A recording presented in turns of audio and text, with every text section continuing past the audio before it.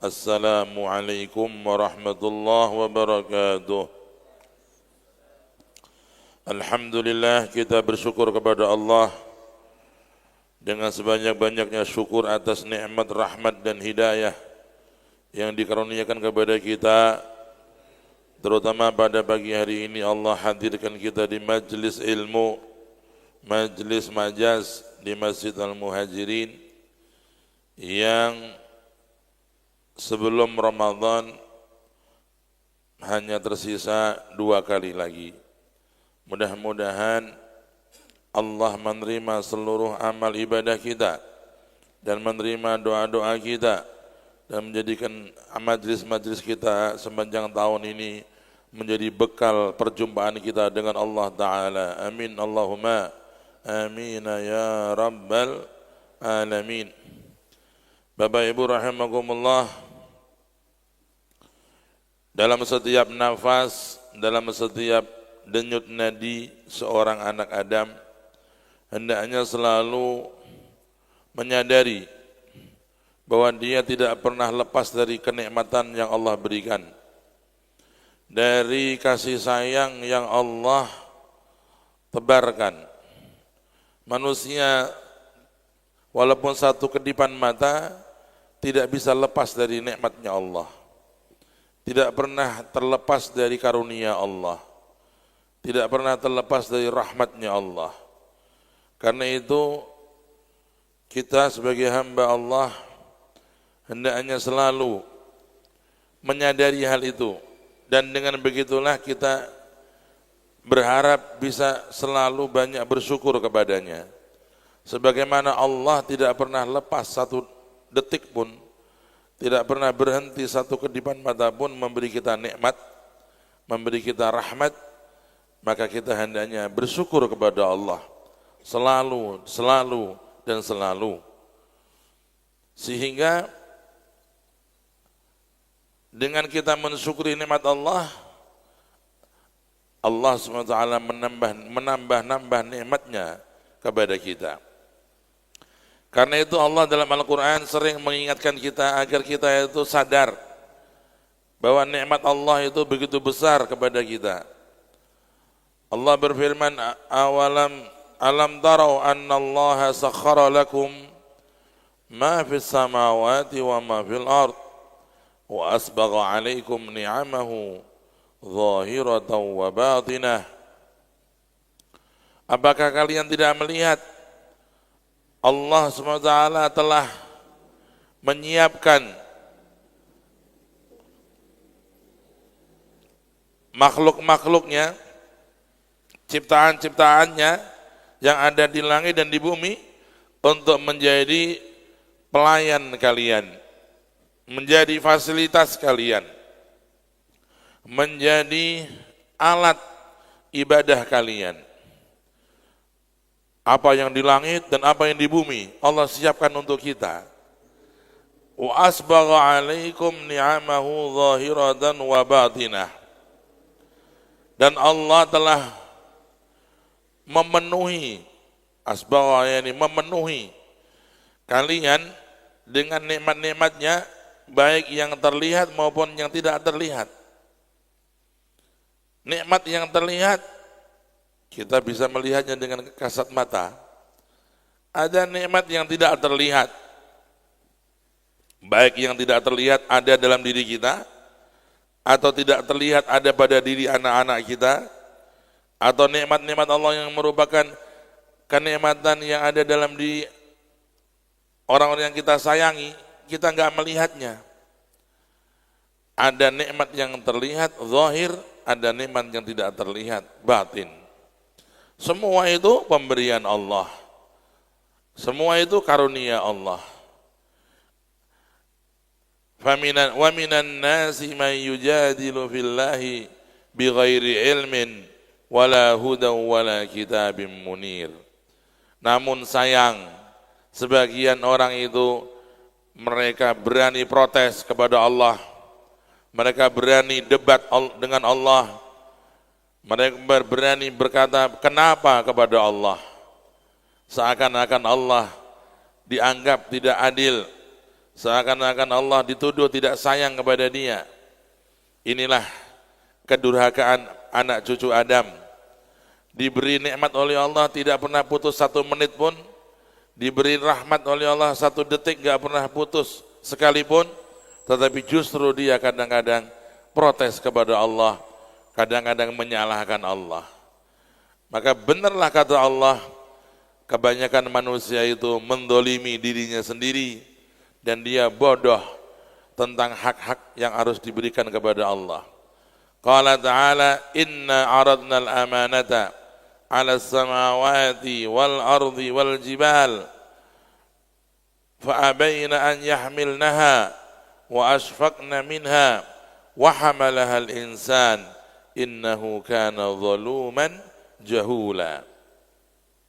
Saudara rahimakumullah, kalau kita ingin bersyukur kepada Allah dengan syukur yang paling menyenangkan Allah, bagaimana caranya? Tadi kata beliau, kita selalu menguatkan tauhid kepada Allah. Tidak ada amal yang membuat senang Allah melebihi amalan hati berupa tambah yakin kepada Allah, tambah iman kepada Allah, tambah percaya kepada Allah, tambah kita mentauhidkan Allah, mengesahkan Allah. Dalam sesembahan kita mentauhidkan Allah. Di dalam cinta kita mentauhidkan Allah. Di dalam memuliakan kita mentauhidkan Allah. Dalam segala hal kita bertauhid secara kompleks dan secara hakiki kepada Allah Ta'ala. Ayyuhal ikhwanul kiram, bertauhid, mengesahkan Allah, memiliki derajat yang paling rendah dan derajat yang beribu-ribu derajat. Bertauhid kepada Allah memiliki tingkatan-tingkatan yang berbeda-beda. Tauhidnya orang awam tidak sama dengan tauhidnya orang yang alim. Tauhidnya orang yang alim tidak sama dengan tauhidnya orang yang arif billah. Orang yang arif billah, tauhidnya tidak setingkat dengan tauhidnya orang-orang ahlul kasyaf wal ayan, orang-orang yang disingkap baginya hakikat. Dan tauhidnya orang-orang yang ahli hakikah tidak sebanding dengan hakikat, dengan tauhid yang ada pada hati para nabi. Dan tauhid yang paling sempurna, tauhid yang paling tinggi tidak lain adalah iman dan tauhid yang ada pada hatinya Kanjeng Nabi. Allahumma salli ala Muhammad, sallu ala Nabi Muhammad, sallu ala Rasul Muhammad.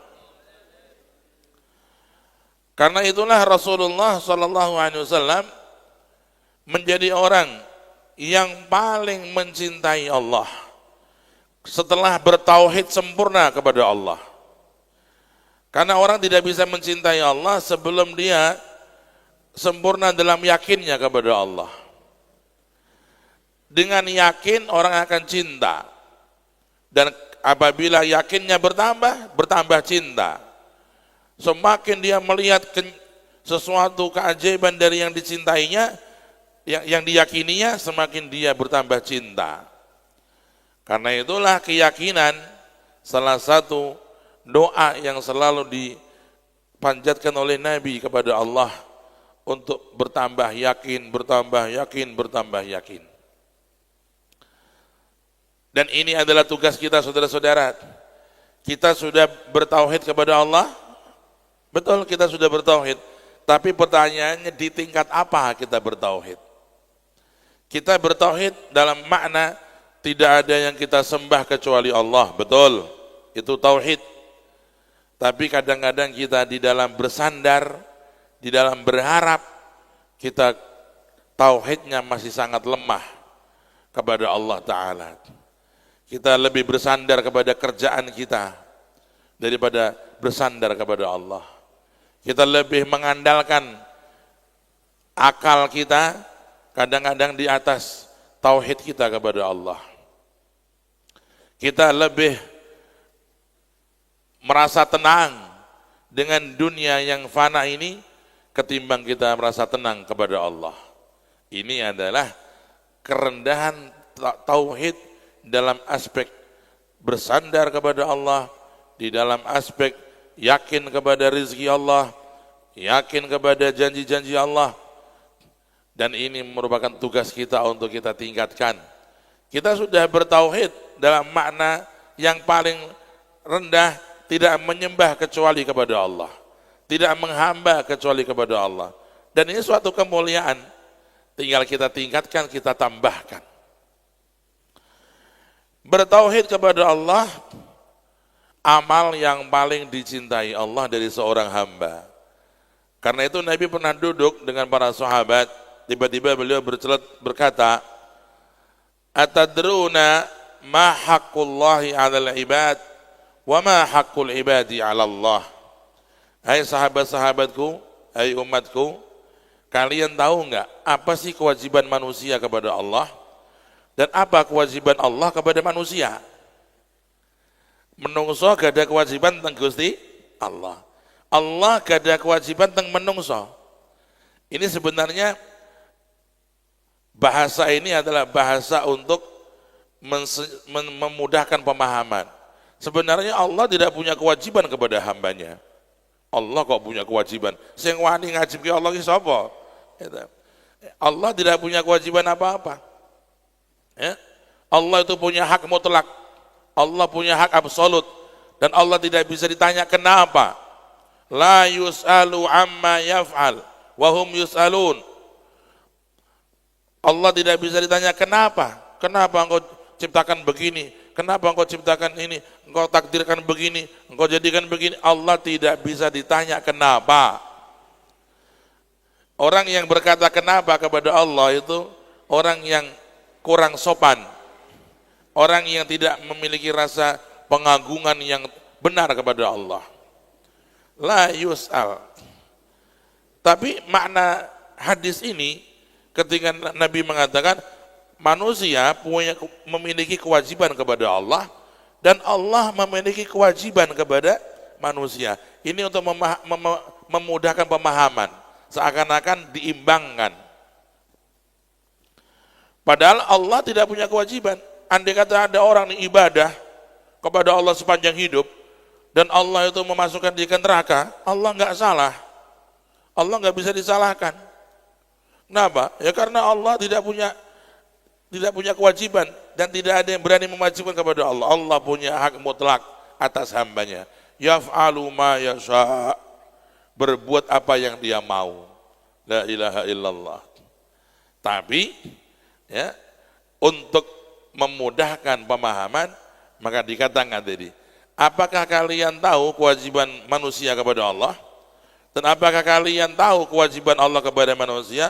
Qalu, para sahabat menjawab, Allahu wa rasuluhu a'lam. Allah dan Rasulnya lebih tahu. Kami belum tahu ya Rasulullah, beritahukan kepada kami. Lalu Nabi berkata, adapun kewajiban manusia kepada Allah adalah agar dia mengesahkan Allah dan tidak menyekutukan Allah. Ini tujuan paling penting nih. Ini tugas paling mulia yang sepanjang hidup harus kita jaga. Jangan mensyirikan Allah, jangan menduakan Allah dalam bertuhan, dalam bersandar, di dalam mencintai, di dalam berharap. Bertauhidlah kepada Allah dengan benar, dengan sempurna. Ini ya, tugas yang paling mulia, mentauhidkan Allah, mengesahkan Allah dan tidak mensyirikkan Allah Ta'ala. Lalu Nabi menjelaskan, kalau kalian sudah tahu kewajiban manusia kepada Allah, sekarang saya kasih tahu kewajiban Allah kepada manusia. Kalau manusia itu sudah beriman dan sudah tidak mensyirikkan Allah, maka Allah memiliki kewajiban untuk tidak menyiksanya dan agar memasukkannya ke dalam surga. An la yu'adzibahu wa an yudkhilahul jannah, agar dimasukkan ke dalam surga, diselamatkan dari neraka. Amin Allahumma amin ya rabbal. Inilah kemanfaatan tauhid, iman kepada Allah, mengesahkan Allah yang harus kita mencapai standar ini ya, supaya kita selamat di akhirat.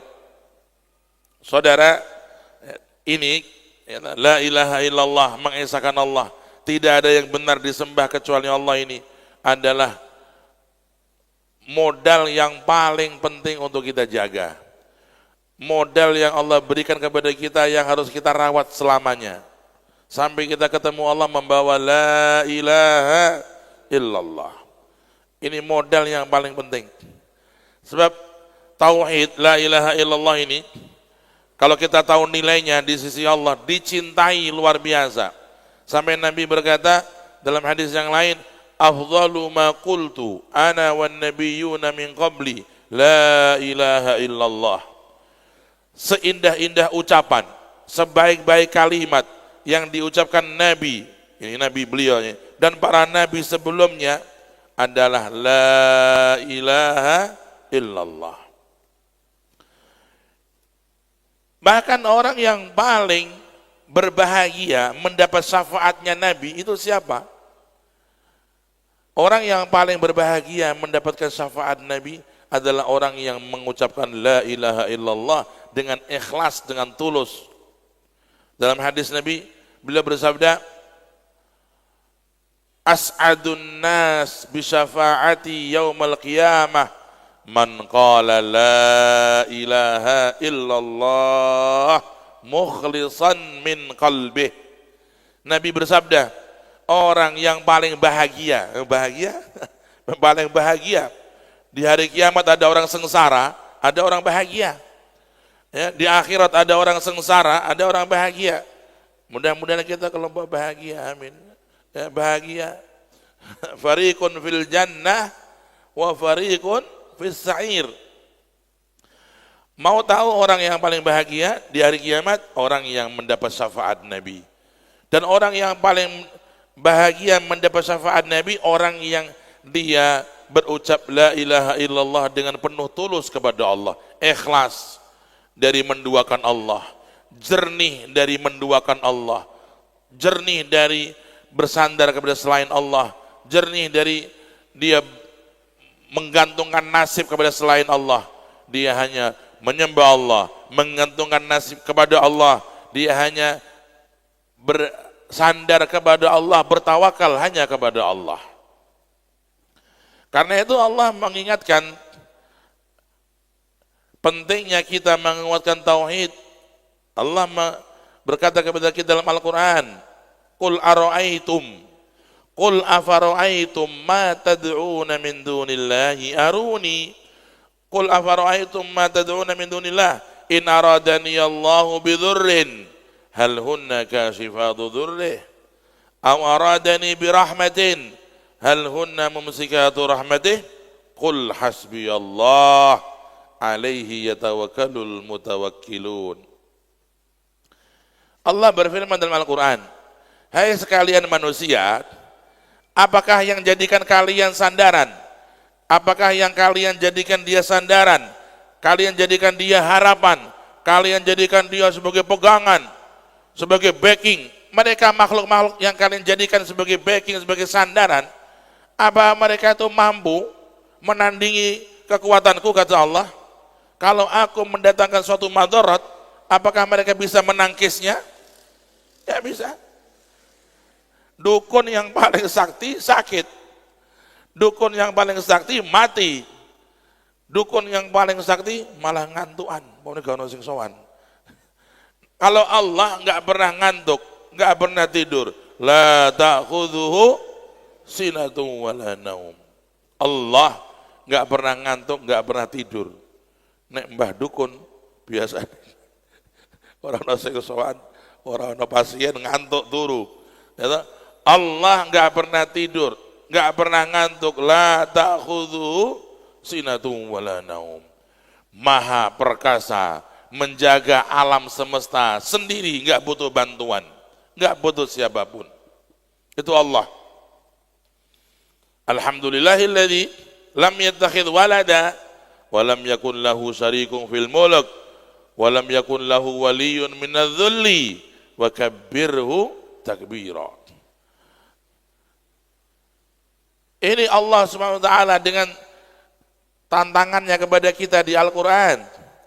Hai sekalian manusia, hai sekalian anak cucu Adam, hai sekalian hamba-hambaku, mereka yang kalian jadikan sandaran, pegangan, backingan, mereka itu makhluk-makhluk yang lemah. Kalau aku mendatangkan madarat, apakah mereka bisa menangkis? Enggak bisa.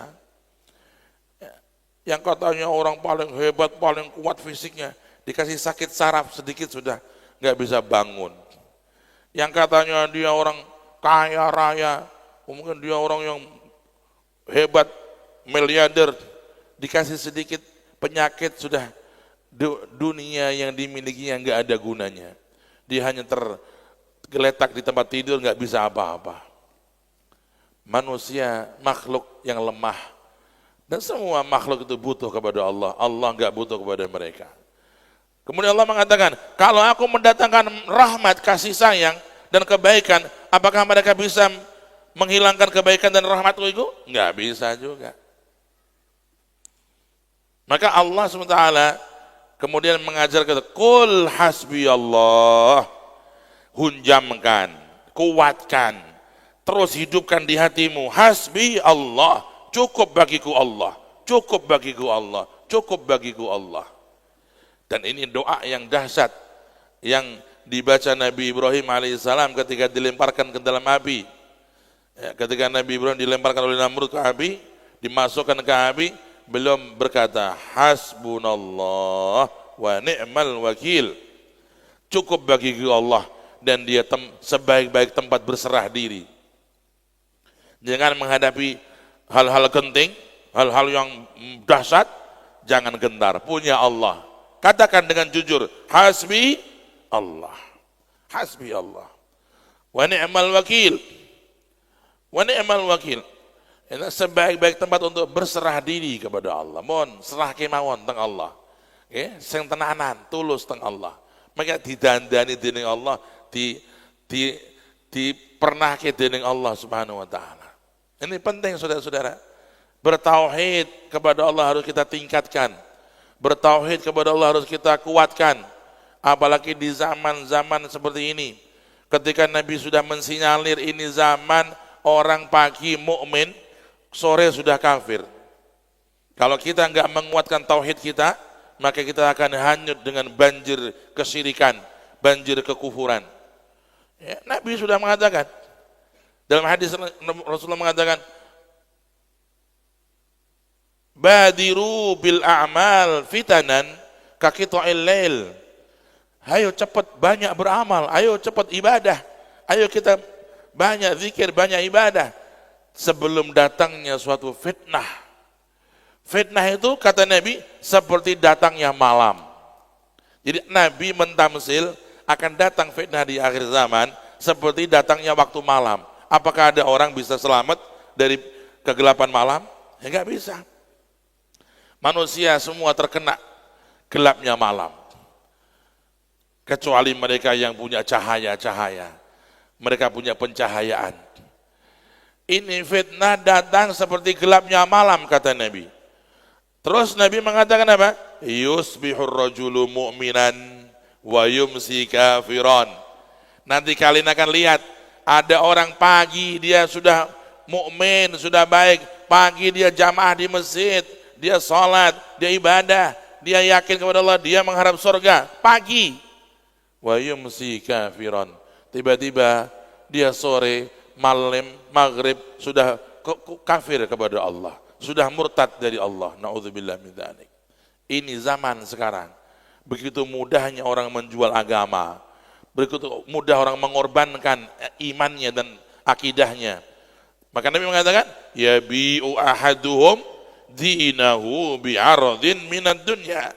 Di zaman itu nanti kamu akan melihat bahwa orang dengan mudah hanya demi mendapatkan kerjaan di satu kantor dengan gaji 1 bulan 5 juta katakan, dia sudah dengan gampang mengorbankan jilbabnya. Ada kerudung Anda tidak boleh pakai-pakai, ya, harus dilepas. Kalau mau kerja tempat saya nggak boleh pakai kerudung, ya sudah, ya darurat, dia nggak mampu. Tapi iman di situ, imannya dalam tingkatan yang rendah. Ada orang yang dia mengorbankan agamanya hanya demi ini mendapatkan seorang suami, ya kan? Suaminya mensyaratkan dia meninggalkan Islam. Saya non muslim, kamu kalau mau nikah dengan saya, kamu harus ninggalin agamamu. Ditinggal tuh agama Islamnya. Banyak zaman sekarang. Ya, orang meninggalkan agamanya demi perjodohan. Waliyadzubillah. Ini yang disinyalir oleh Nabi. Akan datang di akhir zaman nanti, orang itu menjual agama dengan murah. Dengan murah. Dengan murah. Ya, dengan harga yang remeh-temeh. Ya. Kalau orang dulu ditawari untuk melepas iman itu dengan harga mahal, mereka nggak mau. Mereka nggak mau. Sekarang dikasih harga murah dia mau. Tuh, ya, karena imannya kelasnya beda. Ayyuhal ikhwanul kiram, kita melihat zaman semacam ini, zaman yang dikatakan Nabi zamanul fitnah, maka perlu kita, salah satu tugas kita menguatkan tauhid kepada Allah, menguatkan iman kepada Allah, menguatkan kontak kita dengan Allah, menguatkan sandaran kita kepada Allah, menguatkan pengharapan kita hanya kepada Allah. Menungso niku nek diarep-arep malah gawe kuciwa. Menungso niku nek dikeluh kesahi pisan ya ngrungokno. Ping pindho wis mulai gak ngrungokno. Ping 3, ping 4 wis bosen ngrungokno. Ya, ping 7, ping 8 mun nutup lawang mboten saged nampa. Pun menungso niku. Tapi kalau manusia itu kembali kepada Allah, dia berkeluh kesah kepada Allah, dia bangun malam, dia berdoa, dia memanggil ya Rabbi, ya Rabbi, ya Rabbi, ya Allah, ya Allah, ya Allah. Allah siap mendengar, walaupun 1000 malam, walaupun 1.000.000 malam, Allah siap mendengar. Dan bukan hanya mendengar, Allah berjanji memberi solusi. Berjanji memberi solusi. Dan tidak ada yang lebih benar janjinya melebihi Allah Subhanahu wa taala. Wa man asdaqu minallahi qila, wa man asdaqu minallahi haditha.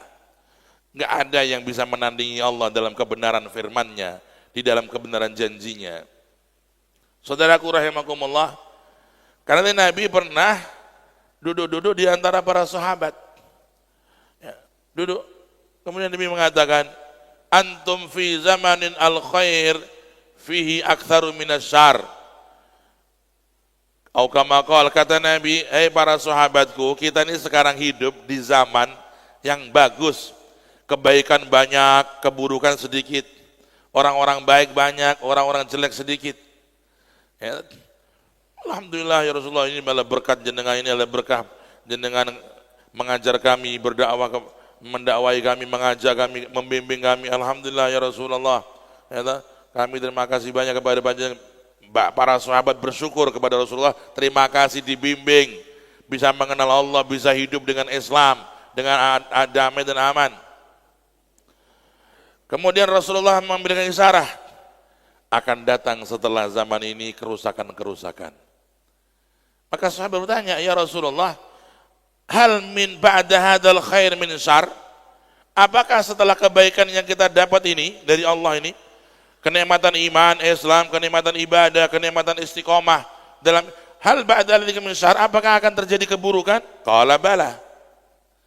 Kata Nabi, bala, iya betul, nanti akan terjadi kerusakan, kata Nabi. Kaifa antum idza ra'aitumus syarra, idza ra'aitumul munkara ma'rufa wal ma'rufa munkara. Bagaimana kira-kira pendapat kalian? Nanti akan datang suatu zaman kemungkaran dianggap ma'ruf, ma'ruf dianggap mungkar. Wong nglakoni sae dianggap elek, wong nglakoni elek dianggap sae. Sahabat heran, karena mereka hidup di zaman yang indah, penuh iman, penuh takwa, itu mereka heran. Awakainun dzalika ya Rasulullah, napa ngoten niku badhe terjadi? Apa terjadi Rasulullah zaman semacam itu? Ada kemungkaran dianggap baik, orang berbuat baik dianggap mungkar. Saat ini gini kok, nek ana wong umpamane nyuwun sewu, ki ambane niku umpamane mantu nggih, resepsi mantu. Terus dia karena kepingin lebih islami, yang bapak-bapak di sebelah kanan, ibu-ibu sebelah kiri, langsung diomong, gitu, ngundang resepsi nggo cara aneh-aneh gawe repot wong ae. Sampai aku reso gandengan karo bojoku. Wah, itu komentar niku. Itu sebenarnya lebih sunnah.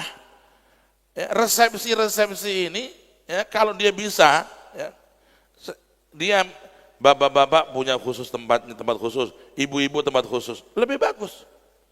Makannya khusus di sebelah sana, yang ibu-ibu sebelah sini, lebih bagus. Ya, lebih bagus. Tapi orang langsung ngecap, wah ini radikal, wah ini atau bikin gaya-gaya baru aneh. Ini yang diridhoi Allah dan Rasulnya lebih bagus begitu. Berapa banyak resepsi itu karena bercampurnya laki perempuan akhirnya menimbulkan bibit-bibit fitnah. Ono sing ketemu teman lama, katanya teman lama. Diusut terjadi perselingkuhan. Ketika ditanya, "Lu kok petepun neh?" Ketemu nih goro-goro wingi ono kondangan aku pedok koncoku, konco lama loh. Akhirnya lama-lama setan masuk jadi pertemanan khusus, jadi perselingkuhan. No dari ya. Jadi celah-celah ya, yang bisa menimbulkan fitnah, zina dan sebagainya itu bisa terjadi kalau kita di dalam resepsi kita terlalu vulgar, terlalu kita tanpa aturan. Wes saenae sing penting wong do seneng kabeh. Nah kita kan mau dibikin seneng Allah, bukan seneng manusia. Ya, mau bikin seneng Allah, berarti kita dibikin seneng sama Allah. Ya, apalagi sekarang ini kadang-kadang tiang niku nempun resepsi niku koyo-koyo diatur gak gelem. Kiai gak dianggap. Kiai kakean komentar gitu. Gitu. Tiang niku pas wayah resepsi mantu, yo krono seneng niku seneng. Memang wong niku kadang-kadang diuji dengan ketidakmampuan bisa diatur. Tapi ketika diuji dengan keberadaan dan kemampuan diatur susah. Itu ya, manusia itu lebih banyak gampang diatur kalau sedang diuji oleh Allah. Lagi ada penyakit, ekonomi lagi rodok murad marid, apa punya dia sama kiai manutnya luar biasa. Pak, ngeten nggih, ngeten. Tapi dia dalam posisi di atas, itu lagi seneng mau mantu punya, wah diatur nih angel nih. Itu watak manusia. Saudara-saudara, ya, kita walaupun kebanyakan orang begitu, kita kalau bisa ya punya satu kiat untuk meningkat di atas rata-rata manusia. Bagaimana kalau kita resepsi lebih tertata baik, lebih dengan cara-cara yang diridhoi Allah. Nggih, kula kok seneng ini ana kula nanti angsal undangan niku nggih. Undangan ngeten. Resepsi ngene terus menteng apa niku teng ngisor niku tambahane. Dimohon, yo enggak wajib, dimohon berbusana yang sopan. Nah, kalimat itu udah bagus. Ngono iku kadang-kadang wong gak do wani. Mboten wantun enggak ngatur-ngatur wong diundang kon berpakaian sopan. Ini kebaikan untuk didakwahkan. Dimohon kan tidak merintah. Nah, wajib, wah itu pondok pesantren nah itu. Nah resepsi kan dimohon berpakaian yang sopan, rapi dan sopan. Atau ada lebih berani, lebih dengan niat dakwahnya, dimohon berbusana muslim muslimah, kan bagus. Ya, kita juga nggak memerintah, nggak mewajibkan, memohon, apa salahnya? Ya, tapi gitu kadang-kadang dikomentari, ora umum wong kuwi. Ya orang umumi wong, ngoten komentar. Ini zaman orang berbuat baik dianggap mongkar. Orang berbuat mongkar dianggap biasa. Gak mau apa biasa. Ini ya zaman sekarang.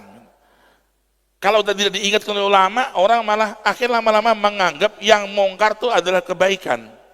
Maka diingatkan. Salah satu kewajiban ulama mengingatkan sesuatu yang masyarakat salah. Saat ini wonten tiyang dadi nganten utawa resepsi niku cara dia mantu itu makannya berdiri. Dan itu disengaja. Kursinya dibikin sedikit, undangan banyak. Kalau nanti takon, "Lho niki kursinya sithik." Itu undangannya 800. Itu kursinya mau sithik. Dan niki mengki kita gaya spanding party, mangan ngadeg. Weh, iki koyo zaman aku cilik umur 5 tahun kayak. Mangan ngadeg kaya wong kentir. Ya, makan berdiri itu sesuatu yang dibenci Nabi. Allahumma sholli ala Muhammad.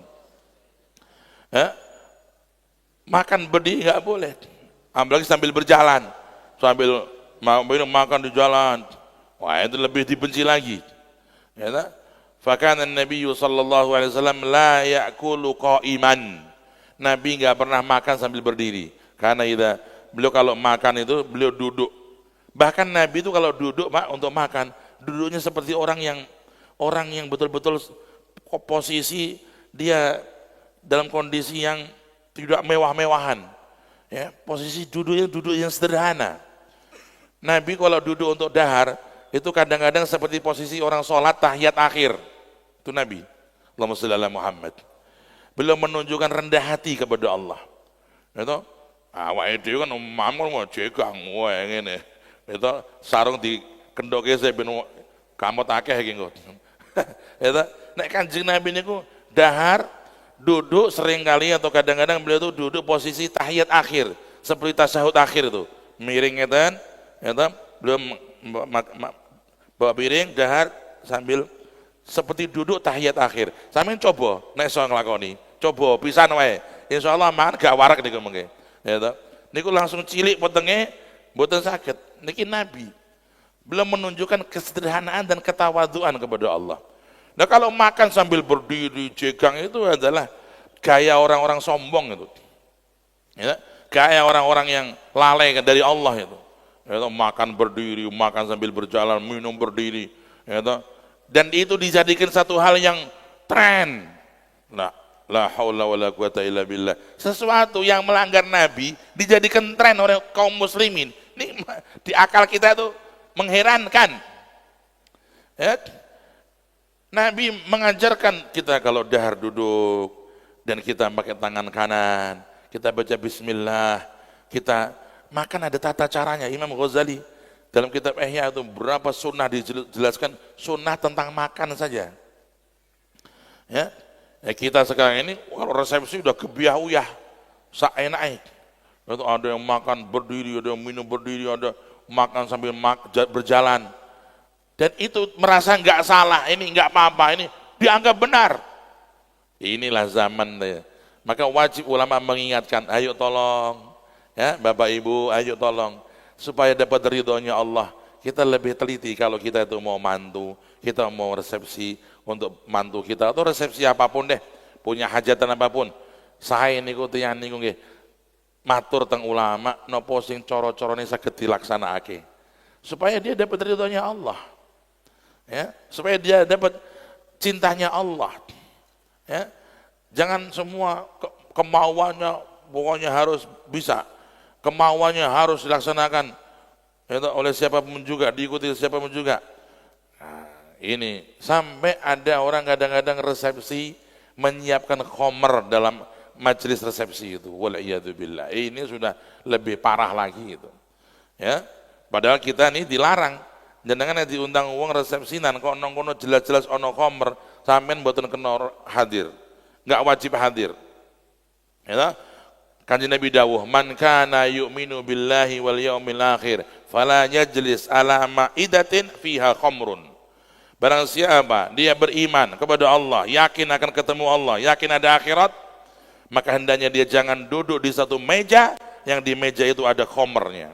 Kata Rasulullah sallallahu alaihi Muhammad. Sallu ala Nabi Muhammad. Saudara-saudara, ya, ini Rasulullah sudah sinyalir ini.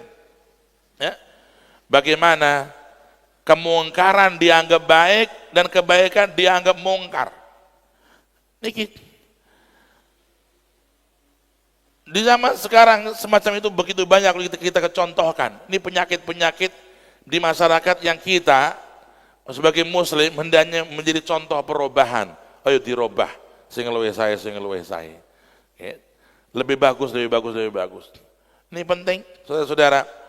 Karena Nabi sudah mengatakan ini akan datang zaman begitu. Akan terjadi kemungkaran dianggap yang baik dan baik dianggap mungkar. Maka sahabat heran, apa akan terjadi Rasul? Akan terjadi. Qala wa asyaddu dzalika sayakun. Akan terjadi yang lebih daripada itu. Duh, Ada yang lebih harus ada. Kaifa antum idza amartum bil munkar wa nahaitum bil ma'ruf. Bagaimana nanti kalau kalian ketemu satu zaman di mana di zaman itu kalian memerintah kemaksiatan, melarang ketaatan. Wong ibadah dilarang, maksiat didukung. Itu akan terjadi kata Nabi. Ya, kita sekarang sudah menemui itu semua. Allahumma sholli ala Muhammad.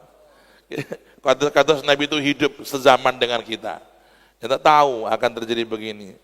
Sekarang banyak orang itu untuk kemungkaran dia memerintah, bukan hanya memerintah, mendanai untuk habis miliaran. Oh, dia siap. Ya toh? Apalagi dia punya kepentingan di situ. Wah, siap dia. Ya, dia tidak peduli ini ngerusak bangsa, ngerusak persatuan, merusak kedamaian di negeri ini, dia nggak peduli. Oh, dia yang penting duitnya dijor-jor untuk bagaimana dia punya visi untuk memecah belah negara ini, bangsa ini. Oh, dia jalankan. Mendanai kemungkaran. Ya, mendanai kemungkaran. Kalau ada event-event yang sifatnya maksiat, ya, wah, dana begitu mudah miliaran dikeluarkan. Tapi urusan pengajian ini metune kayak wong itu nih, sabrit. Ya, ini. Ya. Karena itu ya, kebanyakan zaman sekarang ya sudah apa yang dijanjikan Nabi terjadi. Ya, sampai Nabi akhirnya mengatakan apa? Wa yasiru fihimul halimu haira. Di zaman akhir nanti orang yang bijaksana, orang yang bijak pun bingung. Wong bijaksana kan wong yang paling tenang. Karena bijak dia orang yang bijak penuh dengan ilmu di dadanya, dia tenang.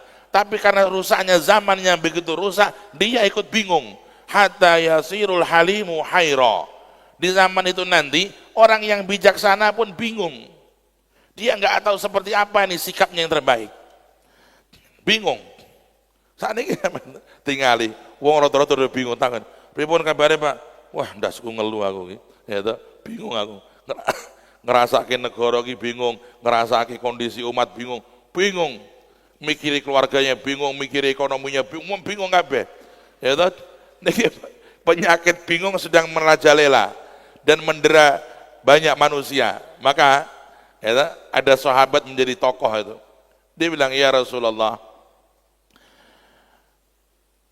kalau saya menemui zaman seperti itu, tadi yang jenengan katakan, mungkar dianggap ma'ruf, ma'ruf dianggap mungkar, orang kebaikan dianggap jelek, jelek dianggap baik, orang malah menyuruh kepada kemaksiatan, melarang ketaatan, di mana tempat zaman itu zaman kebingungan, zaman keruwetan, apa yang harus saya lakukan?" Ini sahabat pintar dia bilang. Kata, "Madza tu'muruni?" Saya kalau menemui zaman kayak gitu, perintah jenengan untuk saya apa ya Rasulullah? Madza ta'muruni? Faqala Nabi sallallahu alaihi wasallam, "Alaika biduwairati ahlik wa alaika ma yalzamuk ilzam darak." Atau kama qala.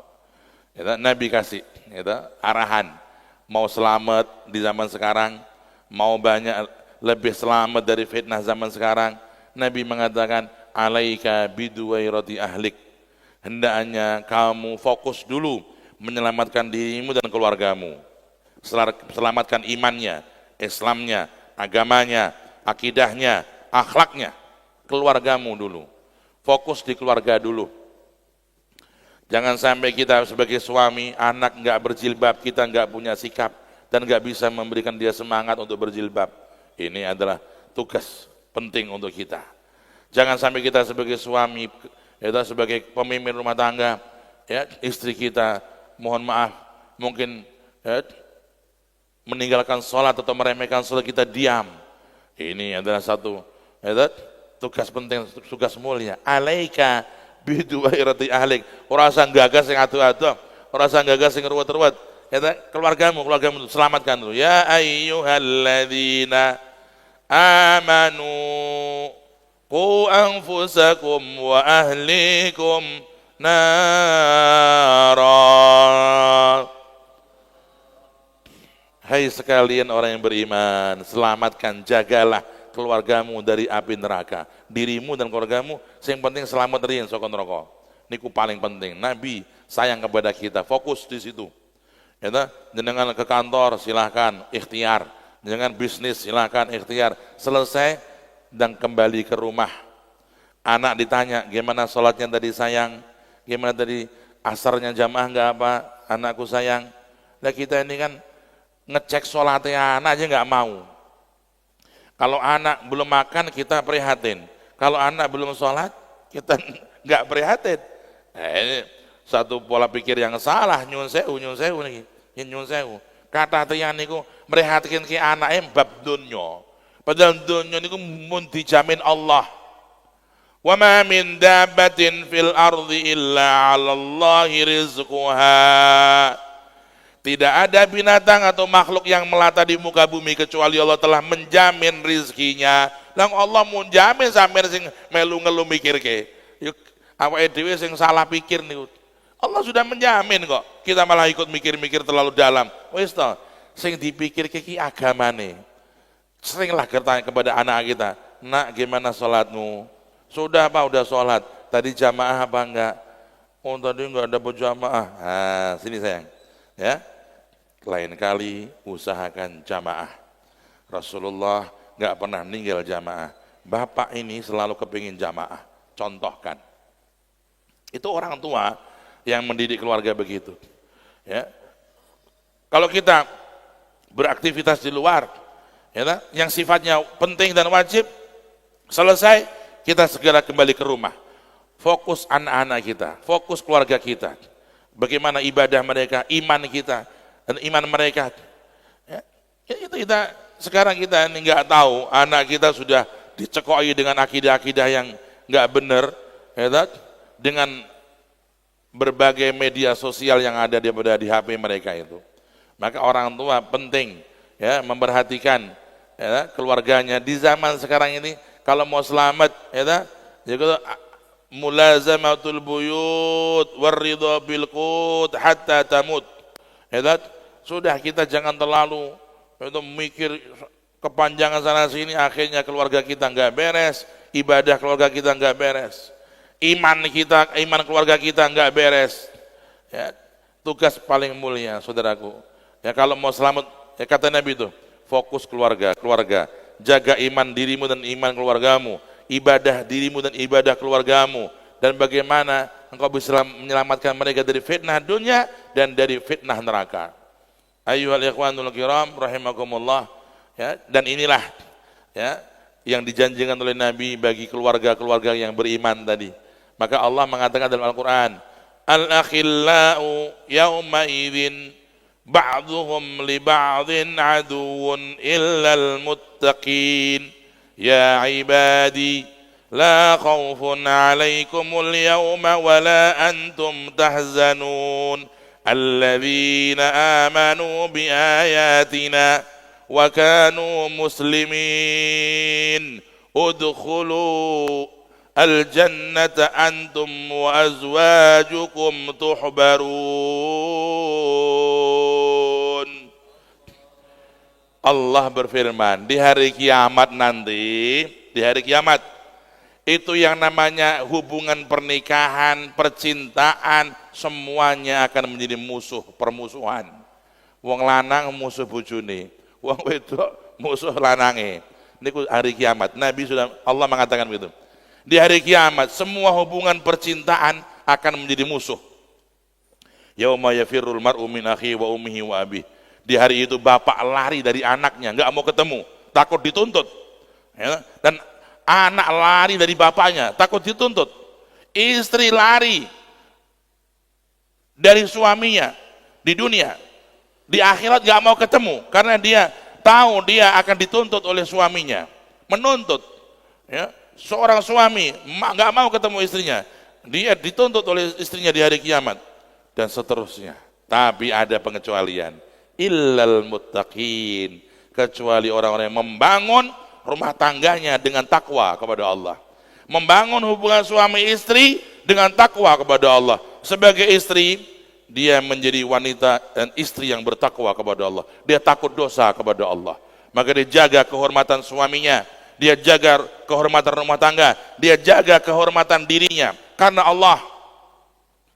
Itu orang yang perempuan yang bertakwa kepada Allah, dia akan kumpul dengan suaminya yang dia bertakwa kepada Allah. Suaminya pun bertakwa kepada Allah. Dia nggak mau berbuat yang haram atau mengambil rezeki yang haram untuk keluarganya.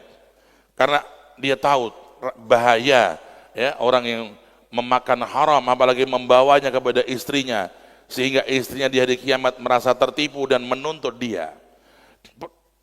Suami yang bertakwa, istri yang bertakwa akan dikumpulkan nanti di hari kiamat dalam satu keindahan yang nikmat. Apa nikmatnya? Allah berkata, hai hamba-hambaku yang bertakwa, kalian hari ini nggak akan sedih lagi. La khaufun alaikumul yaum. Sekarang kalian nggak akan sedih lagi, nggak akan takut lagi, nggak ada repot lagi, nggak ada ruwet lagi. Istri mau seneng tok. Kata Allah begitu. La khaufun alaikumul yauma wala antum tahzanun. Ya? Ayat berikutnya setelah itu udkhulul jannata. Ayo silakan kau, istrimu, anak-anakmu masuk ke dalam surga. Ya? Antum wa azwajukum. Kalian dan keluarga kalian masuk. Ya. Udkhulul jannata tuhbarun. Kalian akan diservis sampai puas. Luar biasa. Itu Al-Qur'an kalau kasih kita semangat ke surga tuh. Ayo silakan kalian dan keluarga yang bertakwa ini masuk ke dalam surga, akan diservis sampai puas. Itu tuhbarun, yakni tufrahuna farahan syadidan la nihayatalah. Kalian akan dibikin senang dengan senang yang enggak ada ujung pangkalnya, kata Allah. Farahan syadidan tuhbarun, dengan senang yang luar biasa. Sampai Allah mengatakan apa dalam ayat berikutnya? Walakum wa fiha ma tashtahihil anfus wa taladzul a'yun wa antum fiha khalidun. Ya, nanti kalau kalian sudah di surga, kata Allah, di sana ada semua yang kalian inginkan, dan di sana kalian akan mendapatkan apa yang di atas khayal kalian, kata Allah. Dan yang lebih hebat lagi, kenikmatan itu adalah selama-lamanya. Ini yang nggak bisa tanding itu. Orang kalau seneng cuma setahun, ya nanti sedih. Akhirnya endingnya sedih. Kalau seneng cuma 10 tahun, akhirnya endingnya sedih. Wah repot itu. Di dunia orang seneng hanya sementara.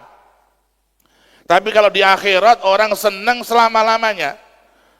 Wa antum fiha khalidun, selama-lamanya. Allahu Akbar. Ya, selama-lamanya. Nggak ada ujung pangkalnya.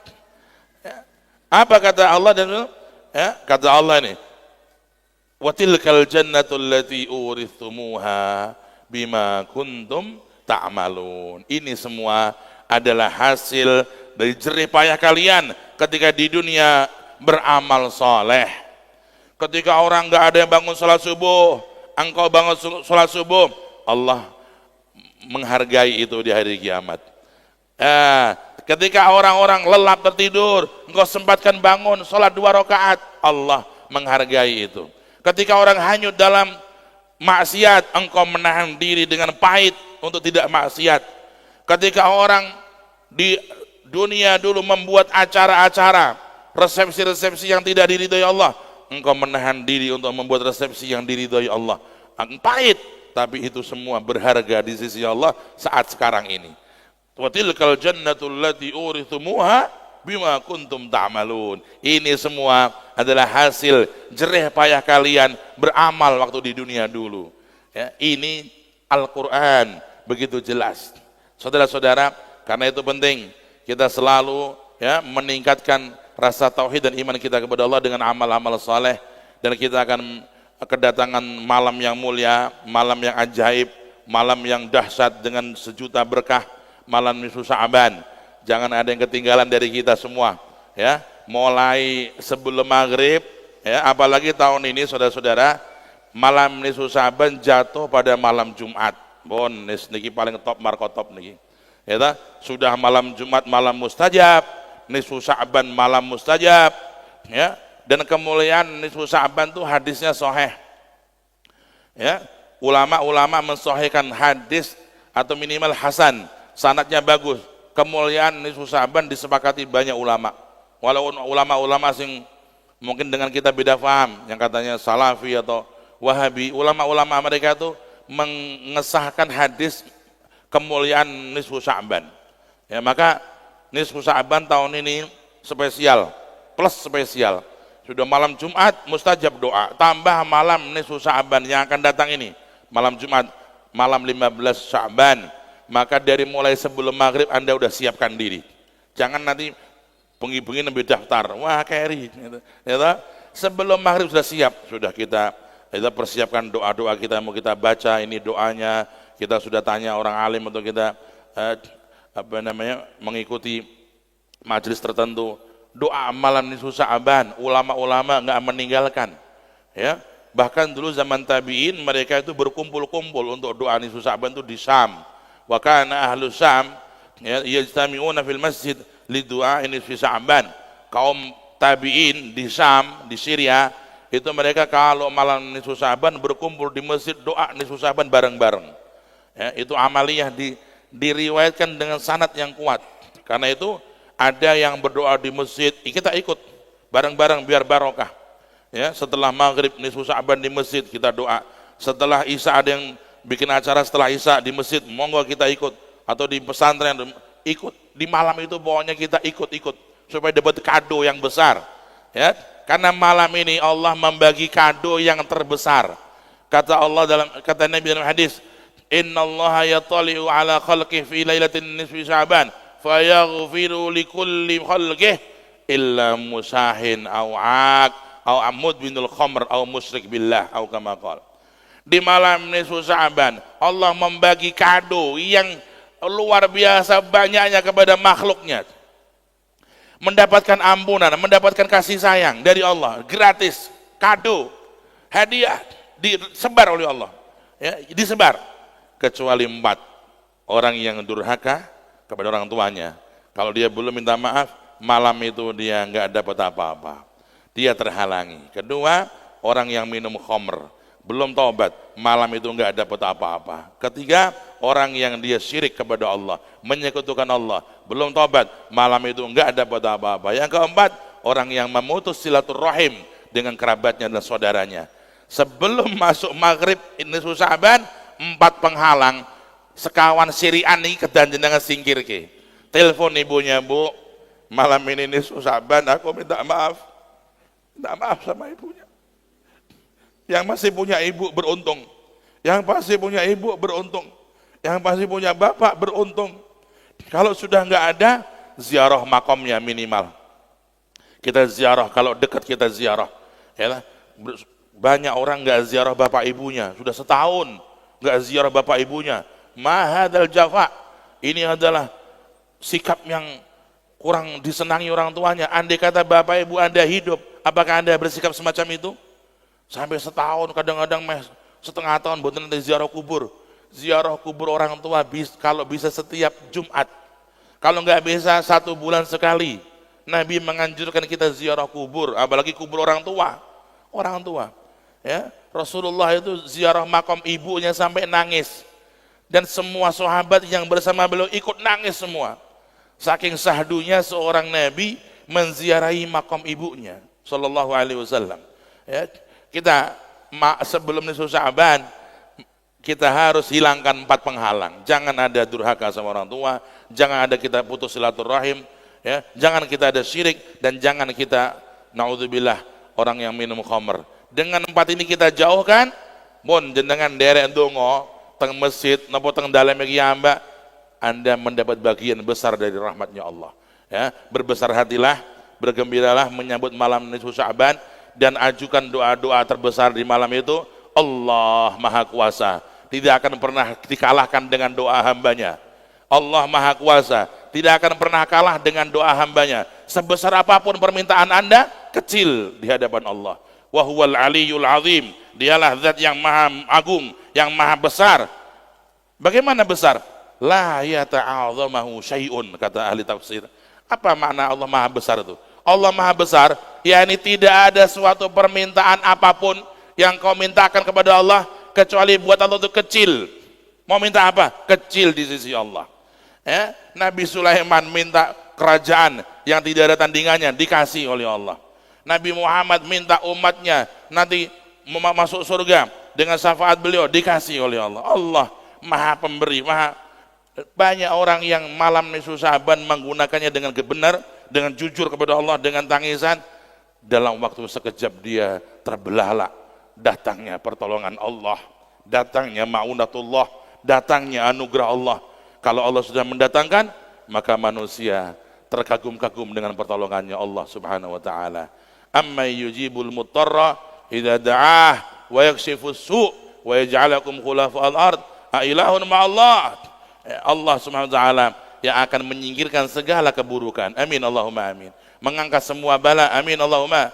Dan memudahkan hajat-hajat kita. Amin Allahumma. Amin ya rabbal